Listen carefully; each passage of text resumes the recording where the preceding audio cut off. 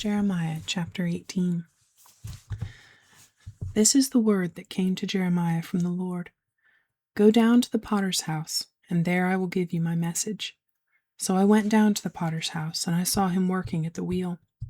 But the pot he was shaping from the clay was marred in his hands, so the potter formed it into another pot, shaping it as seemed best to him. Then the word of the Lord came to me. O house of Israel, can I not do with you as this potter does, declares the Lord? Like clay in the hand of the potter, so are you in my hand, O house of Israel. If at any time I announce that a nation or a kingdom is to be uprooted, torn down, and destroyed, and if that nation I warned repents of its evil, then I will relent and not inflict on it the disaster I had planned.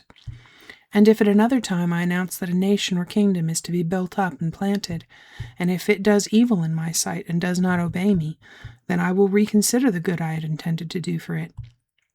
Now therefore say to the people of Judah and those living in Jerusalem, this is what the Lord says, Look, I am preparing a disaster for you and devising a plan against you, so turn from your evil ways, each one of you, and reform your ways and your actions. But they will reply, It is no use. We will continue with our own plans. Each of us will follow the stubbornness of his evil heart. Therefore this is what the Lord says, Inquire among the nations. Who has ever heard anything like this? A most horrible thing has been done by virgin Israel. Does the snow of Lebanon ever vanish from its rocky slopes? Do its cool waters from distant sources ever cease to flow? Yet my people have forgotten me. They burn incense to worthless idols, which made them stumble in their ways and in the ancient paths. They made them walk in bypaths and on roads not built up. Their land will be laid waste, an object of lasting scorn. All who pass by will be appalled and will shake their heads. Like a wind from the east, I will scatter them before their enemies. I will show them my back and not my face in the day of their disaster. They said, Come, let's make plans against Jeremiah, for the teaching of the law by the priest will not be lost, nor will counsel from the wise, nor the word from the prophets. So come, let's attack him with our tongues and pay no attention to anything he says.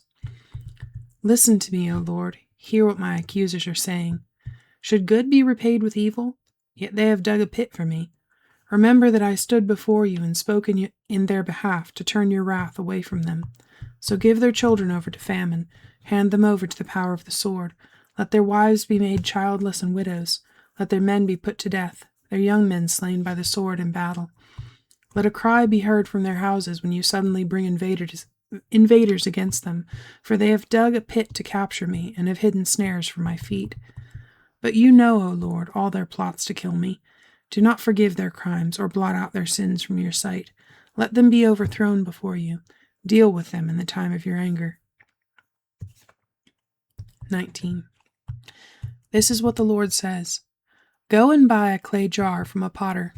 Take along some of the elders of the people and of the priests, and go out to the valley of Ben Hinnom, near the entrance of the potsherd gate. There proclaim the words I tell you.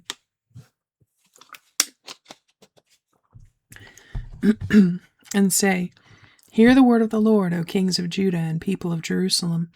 This is what the Lord Almighty, the God of Israel, says. Listen, I am going to bring a disaster on this place that will make the ears of everyone who hears of it tingle. For they have forsaken me, and made this a place of foreign gods. They have burned sacrifices in it to gods that neither they nor their fathers nor the kings of Judah ever knew, and they have filled this place with the blood of the innocent.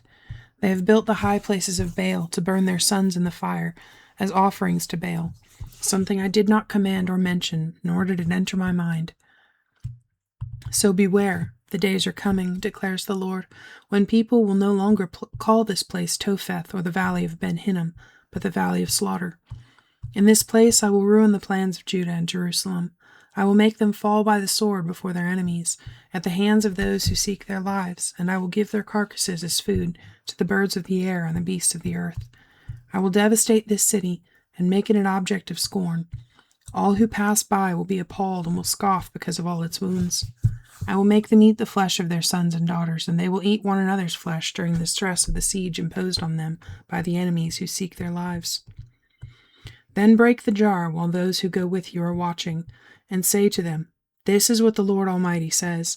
I will smash this nation and this city just as this potter's jar is smashed and cannot be repaired. They will bury the dead in Topheth until there is no more room. This is what I will do to this place and to those who live here, declares the Lord. I will make this city like Topheth. The houses in Jerusalem and those of the kings of Judah will be defiled like this place. Topheth, all the houses where they burned incense on the roofs to all the starry hosts and poured out drink offerings to other gods. Jeremiah then returned from Topheth, where the Lord had sent him to prophesy, and stood in the court of the Lord's temple and said to all the people, This is what the Lord Almighty, the God of Israel, says. Listen, I am going to bring on this city and the villages around it every disaster I pronounced against them, because they were stiff-necked and would not listen to my words. 20. When the priest Pashur, son of Immer, the chief officer in the temple of the Lord, heard Jeremiah prophesying these things, he had Jeremiah the prophet beaten and put in the stocks at the upper gate of Benjamin at the Lord's temple. The next day, when Pashur released him from the stocks, Jeremiah said to him, The Lord's name for you is not Pashur, but Magor-Missabib. For this is what the Lord says, I will make you a terror to yourself and to all your friends. With your own eyes you will see them fall by the sword of their enemies. I will hand all Judah over to the king of Babylon, who will carry them away to Babylon or put them to the sword. I will hand over to their enemies all the wealth of this city, all its products, all its valuables, and all the treasures of the kings of Judah. They will take it away as plunder and carry it off to Babylon.